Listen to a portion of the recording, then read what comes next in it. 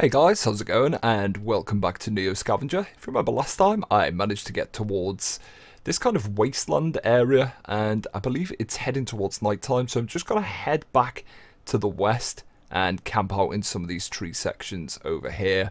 Hopefully get some water together and stay the night, which would be pretty nice indeed.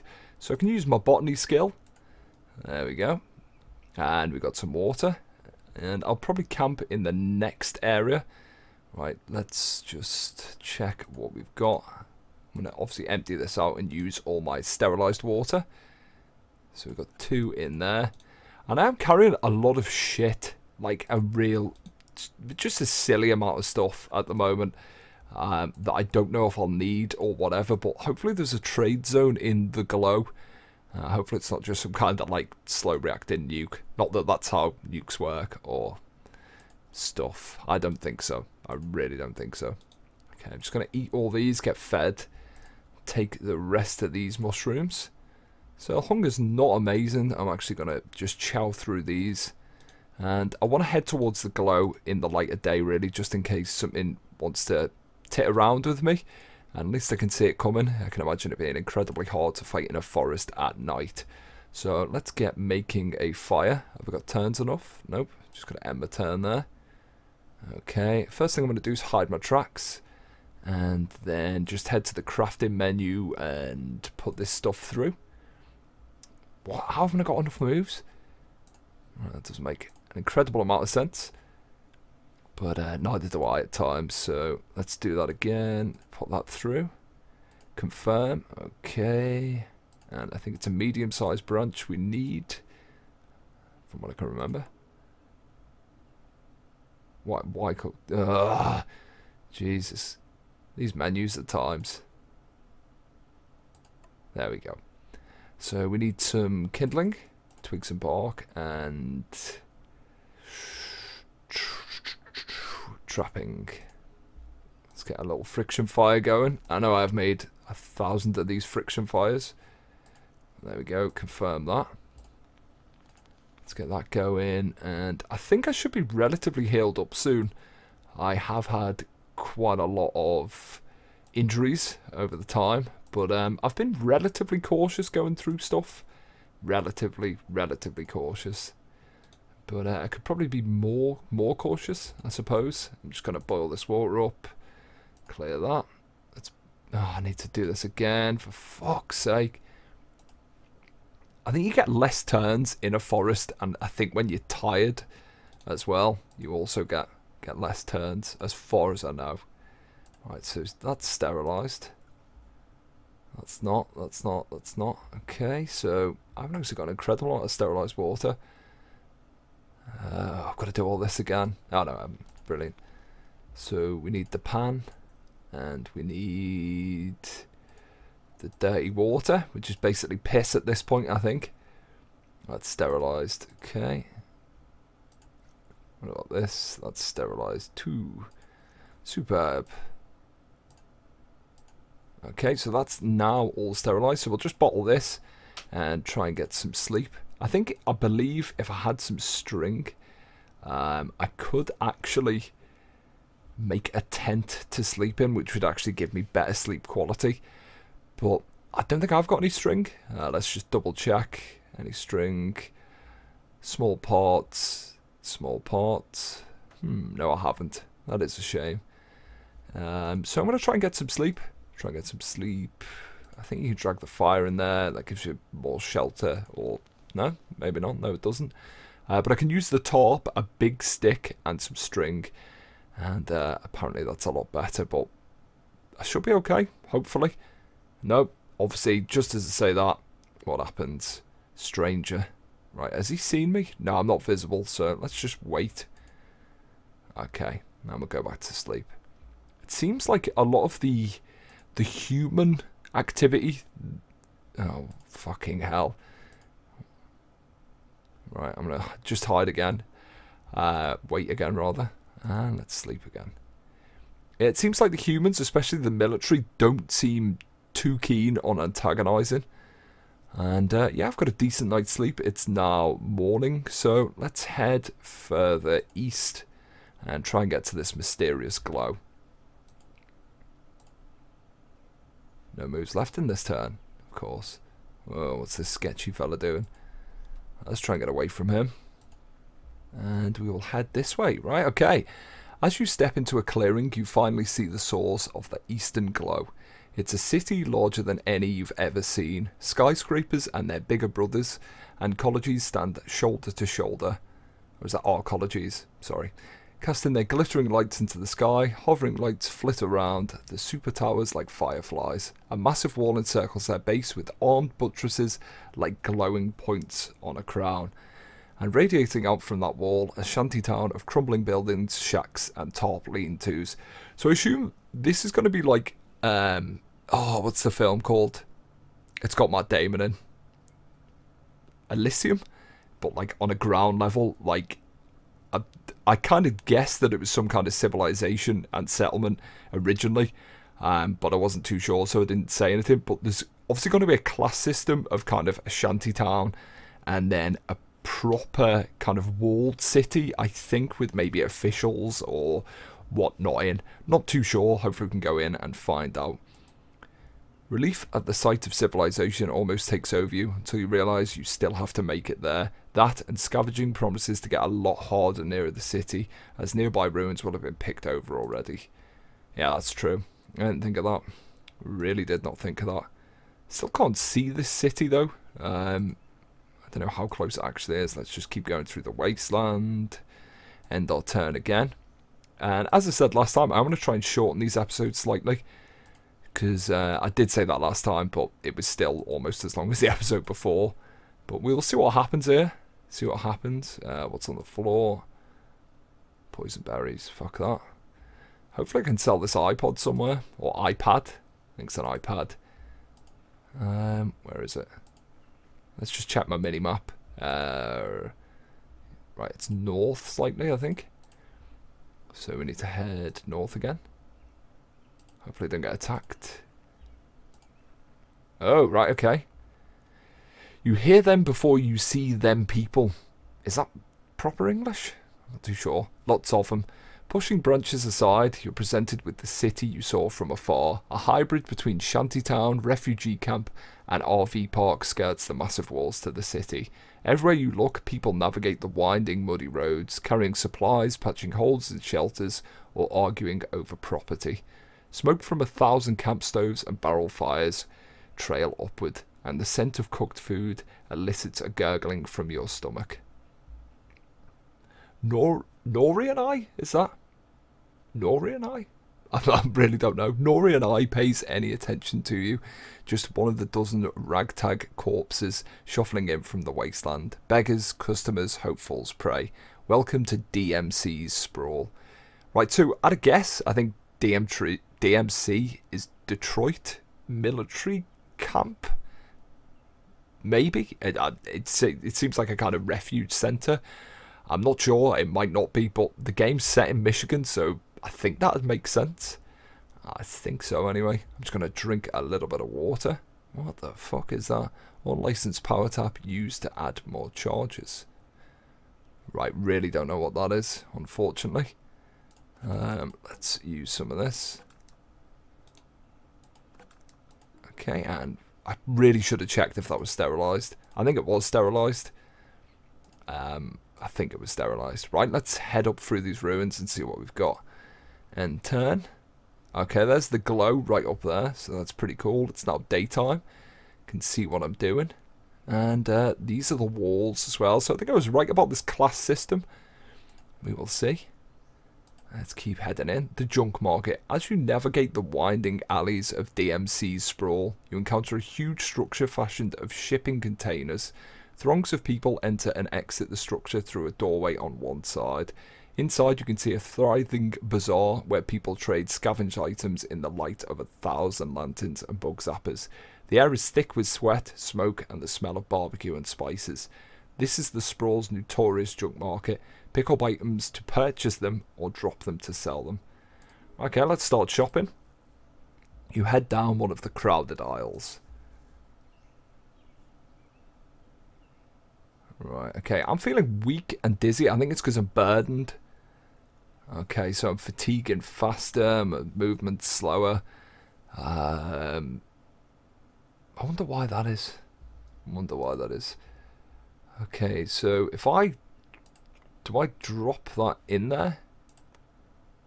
And they give me the money and that's it. Yeah, seems that way. What about the t-shirt that I'm not wearing? Yeah, okay, so I've now got $34. And I can buy saucepans, another iPad, pod, whatever.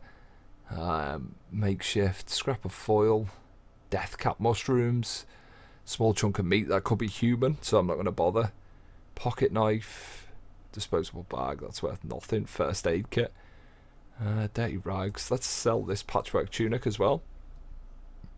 And there we go. So I believe I've now just done my first sale, which is pretty good. Bit of bartering. And let's keep heading round. I'm still burdened. I'm unburdened now. Very nice. Very nice indeed. As you step around a muddy tarp shanty on the edge of the sprawl, you stumble across an old filth wheel with smoke streaming from a stovepipe. People are lined up outside, taking turns ordering at a window.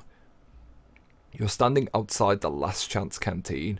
Originally named for its location on the outskirts of the sprawl, locals have often joke that the Last Chance Canteen is in fact a warning to prospective patrons, known for serving whatever is available. Okay, that sounds sketchy. That could be, you know, human or dog or whatnot. As well as a few suspect staple dishes, the Last Chance is a venue for those hungry, not too fussy about their food origins. Alright, let's buy something. Sweet and sour seagull wings, tenders, non-veg stew, leave. Buy bottled water. Okay, I'm definitely going to buy another bottled water. And what else? Seagull wings sounds pretty good. At least I know what's in seagull wings. The others are a bit kind of vague. Non-veggie bowl. That could be like dick in a bowl.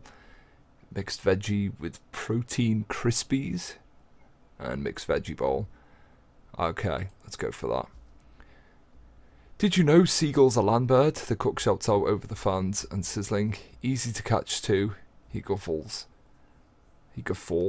Yeah, and easy to overcook, you add under your breath. Okay, so let's now leave. On second thought, maybe you'll use your last chance after all. No, I'm alright. I don't want to go back in. Did I get a bottle of water?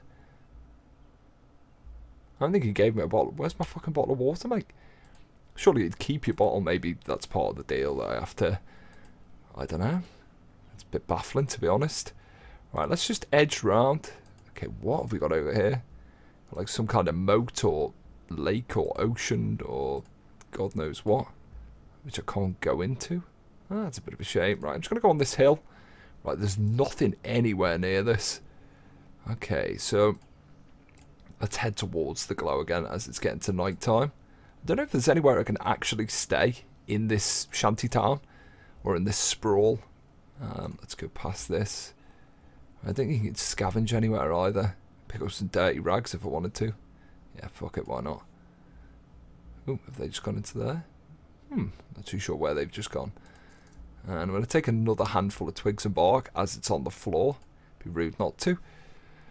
Right, so this is now the glow, so I'm obviously outside the walls. Navigating the twisty maze of shacks and tarp shelters, Detroit's massive walls stand as a constant backdrop to the east. Easily half a dozen stories high and probably almost as thick, the city walls are an impressive sight to behold. Armed towers bristling with fucking... I do apologise, guys. I cannot speak at times. And I'm quite far away from a screen, so... Bristling with surveillance arrays stand at regular intervals, keeping watch over the sprawl and likely the city within. Before you, giant widescreens on 3 gatehouses flash instructions about pass requirements and threat levels as flocks of people stream in and out of the gates. You take your place in line on the right, with others entering the city. When you reach in front of the line, a sinking feeling overcomes you. Heavily armed guards in full combat armour are checking attendees with some sort of scanning device. You're pretty sure that whatever these other folks have to get in, you're missing it. I know that I do have that kind of bronze talisman thing on my head, so maybe that could be it. I'm not too sure. When it's your turn, the guard stops you and turns to a monitor installed in the wall. A message reads, "Device not detected, entrance denied." With the efficiency and compassion of an assembly line worker, he directs you away from the line back outside. Unfortunately, getting entrance to the city may be trickier than just showing up. Okay, so it is kind of like an Elysium thing. It seems got some like lorries and stuff there and people there, and you know, it's like a bit of an airport kind of thing. Back outside, you cross the muddy square and stop to survey the area. Where do you go now? Would anyone in the sprawl know about the cryo facility? Obviously that's where it came from, and no one's actually mentioned it yet, other than, you know, the beginning. So there should be like other people. There was, I think, 6 other pods in my room, and I didn't go through the whole facility, I don't think, so you never know. You startled when you noticed a man has been watching you. He's wearing a long brown coat and matching hat and is leaning on a walking stick. From this distance you can almost see the glint of his eyes below the trilby's brim, though it's probably just your imagination. He takes his time approaching you, and as he nears you notice that there's a heavily, what the fuck is that, macillage on his face? Macquillage? Don't know. Reminds you of one of those old portraits you'd see in a history textbook. Folks call me Hatter. Right, he actually looks like the Mad Hatter from Alice in Wonderland. I mean, he looks like a Tim Burton character as well, so maybe that's why he's called the Mad Hatter. He says, matter-of-factly, "I think we may be able to help each other. Come with me." Right, like you'd follow someone like that into somewhere full of tents. Like, I don't care if it's post-apocalyptic. Don't follow a man with a bowl-head haircut with matching clothes. Just word of advice, guys, word of advice. Hatter's office is in the husk of one of those flophouse hotels you'd seen crammed between high-rises in a busy city. It has even the old marquee hanging precariously from the cornerstones. Several floors up, armed guards watch over the street from missing sections of the building. Hatter acknowledges the men at the door and leads you through a surprisingly clean lobby to an old-fashioned elevator. "I have a client," he starts, pausing for the cage to rattle shut, "who collects higher looms." He speaks louder over the motor. He compensates well enough, in fact, that I'd be willing to part with a DMC visitor's pass in exchange. Right, so this is how I'm going to get in, or at least get in for a tiny amount of time. The elevator clunks to a halt and the door rattles open, revealing a dark room lit by video screens and old lamps. Right, okay, so what should we do? He pauses to look up. Oh no, wait there. Stepping off the elevator, it feels like you've walked into a control centre built in the antique store. Balls and relics crowd the walls and tabletops, while video screens and computer consoles cast a blush tint on a handful of armed guards. Hatter crosses the room to sit at a low, broad desk facing the elevator. There's a lake. He pulls a worn road atlas down from a desk drawer, about a day's walk northwest of here. Inside a building, there's a silver urn. He pages through the atlas to a map of Michigan. Right, so we're in Michigan, okay? My guess is that you know a thing or two about getting around here, or maybe this could be your ticket into the DMC. He pauses up to look at you. Interested? Right, okay. So we've got a few options here. I can either accept it, reject it outright, or I could ask about the odd tracks on the ground, or trapping something's fishy here. So let's ask about the odd tracks on the ground first. Through the floor here has a lot of distracting marks. There is one set of tracks that stands out from the regular foot traffic. A humanoid dragging something, probably a mantle or cloak, has recently obscured much of the older markings on the floor here. A lot of your clients dressed like the Grim Reaper, you ask? Hatter stops immediately, tilting his head just enough to peer at you from under his brim. He says, leaning back into his creaky chair.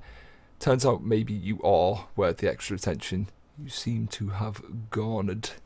Right, so just to pause a second, because obviously I'm reading quite a bit, and I don't know if you remember, but I'm pretty certain that, was this in the beginning of the game, in the actual cryo facility? I think there was tracks, or maybe I mentioned there was tracks. So maybe these could be similar tracks. I'm not too sure. Maybe. Could just be coincidental. He looks down at a blank spot on his desk, considering something a moment, and starts talking at it. Your Reaper, as you call him, had a particular interest in you. Right, so that obviously was the guy in the cryo facility. He leans forward and starts interacting with the security console. Interested enough to open this earn contract with express instructions that it only be assigned to you. Said I'd find you trying to enter the DMC. Said he'd front the cost of the visitor's pass if I got you to do it. He finishes a keystroke then gestures to the wall monitors. Right, this guy never stops talking, does he? One of the monitors switches to a view of this room with the cycling time code in the lower corner. After a few seconds of fast forwarding, it switches to a real-time playback. There, standing where you are now, a black mass about the size of a man talks with the Hatter. The detail seems to be glitchy, as if there was some kind of dark coloured static distorting the signal, but only around the figure. What's with the censoring, you ask? Dunno, he said. Look normal in person. Must be some sort of EM interference. The discussion is short, punctuated by the figure handing Hatter a small object, then leaving. As a rule, I don't disclose client info like this. He stops the video, but you seem like a decent type, more to the point, resourceful, and while money talks, I'll take a competent operative over cash any day. Right, so I wonder if this guy who's came in is actually kind of like, I don't know, like, maybe not mythical, but he's probably got a lot to do with it and why he wants this earn, etc, etc. But I'm sure we'll find out, hopefully, in days to come. He reaches into a drawer and pulls out a small black wristband. The pass is yours. I'll keep my ear to the ground for any info on this Reaper fella and I'll let you know. And hey, he says before letting go of it, maybe he'll come around again when you're looking for some work. Okay, so what's this? Consume. Tracking bracelet. Okay, so now we can actually get into the mega city, I think, without doing the job.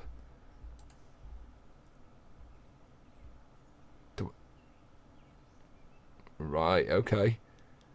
That doesn't seem to make a lot of sense.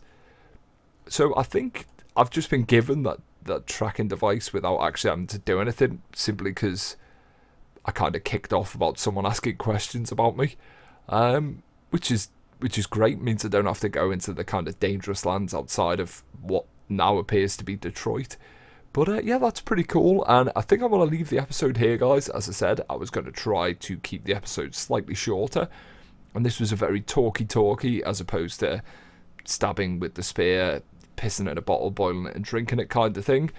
But yeah, pretty strange. I don't know who this Grim Reaper guy is. I mean, we've now reached the Detroit megacity gates, and in the next episode I'm going to try and head in there with this visitor's pass and see what happens. So thanks for watching, and I will see you soon.